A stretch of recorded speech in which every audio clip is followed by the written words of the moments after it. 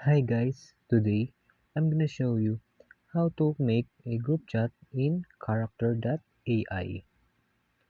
So first, let's open our app, and then after waiting,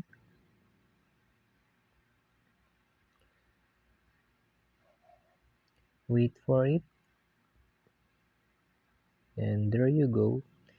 So as we can see in the lower part of your screen, you can see this plus icon.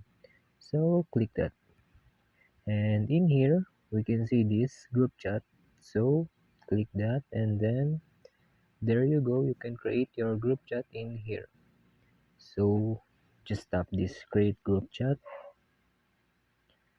and then you can invite your friends to join your group chat, and then just for example invite friends, so you can send in Facebook, WhatsApp, Messenger, Instagram, Gmail, and other platforms.